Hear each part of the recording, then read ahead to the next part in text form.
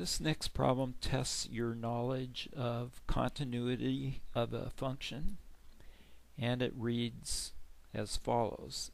If f is continuous for all real numbers, and if f of x is equal to x squared minus x minus 6 divided by x minus 3, when x is not equal to 3, then f of 3 is equal to,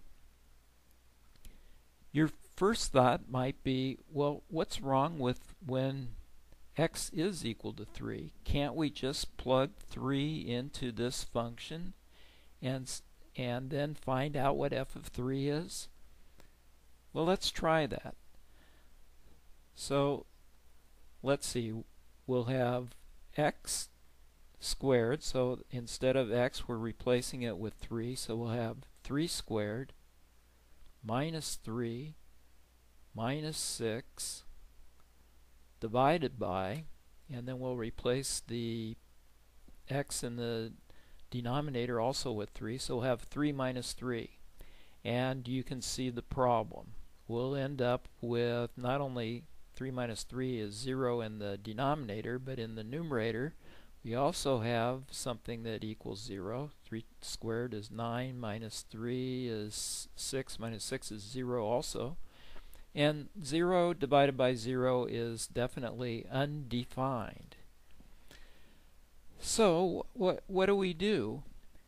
Well, you might think, well, knowing something about continuous functions, that the left-hand limit and the right-hand limit for any value must approach the same value.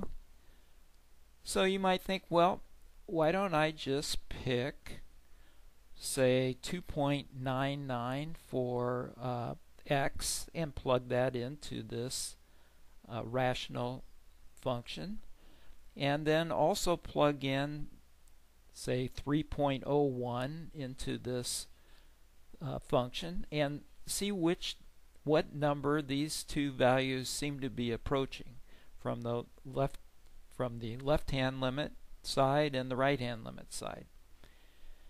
We could find out what that value is, and we could do that, but the problem is that this problem, if it appears in an AP calculus exam, it would appear in the section where you're not allowed to use calculators, and you really only have about a little bit over 2 minutes on average to complete each problem.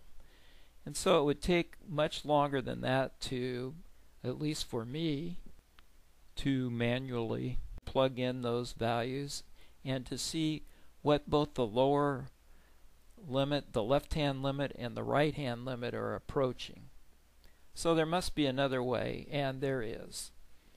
So step one on this problem is to first factor the numerator and simplify.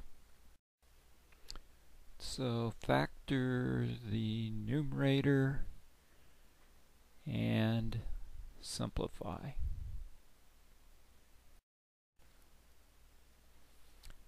So let's do that. So f of x, I'm just rewriting the problem, equals x squared minus x minus 6 over x minus 3. And how does that factor? And you're taking a look at the numerator, and it's pretty easy polynomial to factor. It's a quadratic equation, a quadratic polynomial, and so you can factor that into what? So you're trying to think of two numbers that multiply to give you a negative 6, and that at the same time add up to give you negative 1, and what is that? That would be x minus 3 times x plus 2. Okay, we factored the numerator, and notice that we have x minus 3 in the denominator. Next step is to simplify, or to continue that step, we simplify.